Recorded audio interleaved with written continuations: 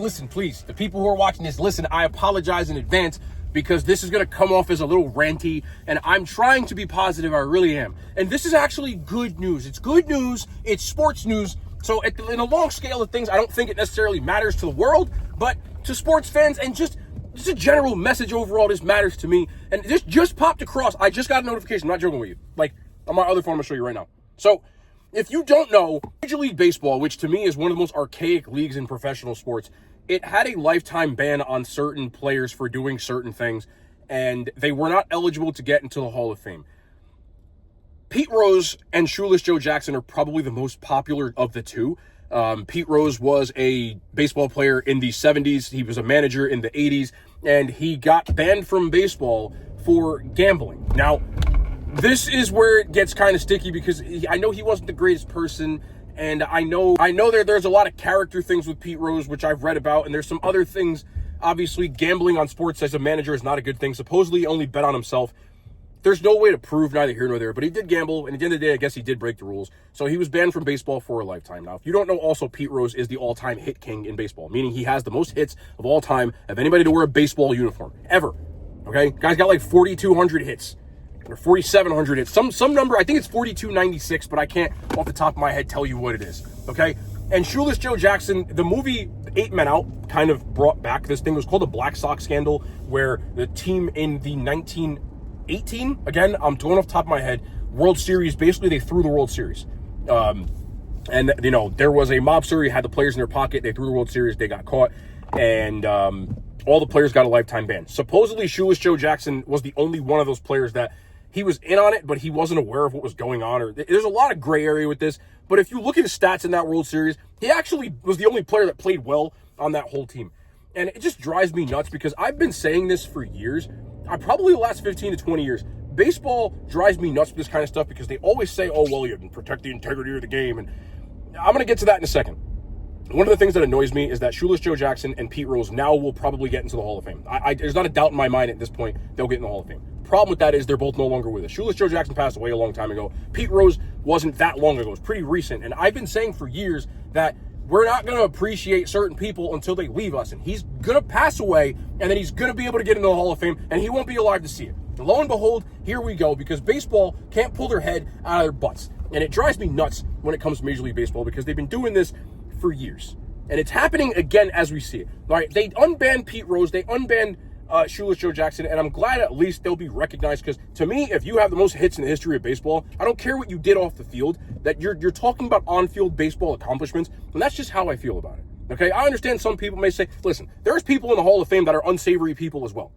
But what they did on the field shouldn't be taken away, and when you talk about the history of the game, they still should be mentioned. You shouldn't ban them from being in the Hall of Fame, in my opinion. With that being said, it's happening again with the steroid era, and it's driving me insane that players like Roger Clemens, players like Barry Bonds, players like, A-Rod, players like somebody like Rafael Palmeiro, a lot of these guys, Sammy Sosa, these guys, it's insane that we're going to pretend like they didn't do what they did. Oh, well, it's tainted. They knew it was tainted. Like, if you think that everybody and their mother didn't know that Mark McGwire was on steroids when you could visibly see that he looked like a pro bodybuilder in a baseball uniform that had no stride in his stance and would just kind of flip the ball over the fence, or that Barry Bonds' head literally got bigger, his feet went from a size 10 to a 13, we all knew they were on juice. But the problem was baseball was so down at the time that they allowed them to be on juice because it saved baseball. People didn't care about baseball in the 90s. They really didn't. It was boring. Yankees won every year. Nobody really cared. But I remember being a kid and seeing the home run race with Bonds, with Sosa, and believe it or not, Ken Griffey Jr. was also included in that. But he got injured a lot, a part of the way through the season, and then he fell off. But at one point, he was up there in pace with them. But I remember seeing in the paper every morning the home run race and them plastered across each thing, their stats and everything that they were doing. They tune into every single at-bat that Mark McGwire had, that Sammy Sosa had towards the end of the season, hoping they would break the record. They stopped the baseball game for Barry Bonds when he broke the record, when he hit 70, and then eventually 73. But his 70th home run, ESPN, literally every station panned to Barry Bonds. Every station panned to Barry Bonds, and they said, okay, we're going to cut coverage of this game because we want to show you Barry Bonds' home run, and he broke the record, and they had fireworks, and they let him do it because they were selling out games, and then they turned their back on all these people. Like, everybody and their mother knew that they were on steroids. So now they're going to act like they ruined the game, when in reality, the ratings with that stuff it saved baseball. And I just think it's so wrong that they turn their back on people after the fact. Now, I understand, like, a player like A-Rod is kind of like a little murkier because, look, at the end of the day, A-Rod was 4 home runs away from 700 home runs. And he got caught cheating, and then he cheated again. Like, I know, I understand the downsides to that, but at the end of the day, I don't care if you put an asterisk on their plaque or you put played during steroid era.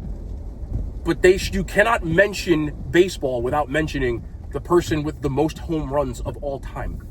And I do agree with a lot of people when they say that Barry Bonds, without being on steroids, was the best player and was a Hall of Famer. He was. He still did it, and it wasn't technically legal, but they knew what the hell was going on. But all of a sudden, they started making a stink about it, and I just disagree with it. Almost everybody was on juice back then. It was blatantly obvious. You ever see Jose Canseco in a baseball uniform? You mean tell me you didn't know he was on steroids? You thought that was, what, vitamins? And I know there's some players that are rumored to be on steroids that are actually in the Hall of Fame, and I'm not here because I don't care. At the end of the day, these are some of the best players to ever play the game. They should be in Cooperstown one way or the other. And it drives me nuts that we don't appreciate people, we don't do things for people until they either leave the game or, even worse, leave this world. And we don't appreciate greatness, we don't appreciate certain things until it's too late. And now Pete Rose is not going to be able to watch the guy with the most hits of all time be in the Hall of Fame. I'm going to say this again. I understand the character things with Pete Rose. If you want to know about them, you can go read. There are a lot of articles that talk about some of the things that he was doing that aren't the best. I'm not, listen, I heard a lot of stories about Lawrence Taylor too. He's in the Hall of Fame, and he should be in the Hall of Fame, so I ain't even mad at it. You get what I'm saying? So I just don't believe that should be a reason for keeping people out of the Hall of Fame. And the Hall of Fame writers, the board, the people who vote on it are so crooked and annoying to me that I can't even understand why they do certain things. Do you know the only person that's ever been unanimously voted into the Hall of Fame is Mariano Rivera? Of all baseball players who have ever played the game. And Mo, to me, is a no-doubt Hall of Famer. There's like 1,000 no-doubt Hall of Famers. And there are some players, I believe Ichiro recently and Derek Jeter received all votes but one. And when they asked these reporters, the people who vote on this, why they didn't give them 100%, it's because they said they didn't want them to have 100%. That's baseball. That's baseball in a nutshell. There were guys back in the 1920s who were throwing spitballs and cleating people on second base. They were cheating in different ways, but they were still cheating.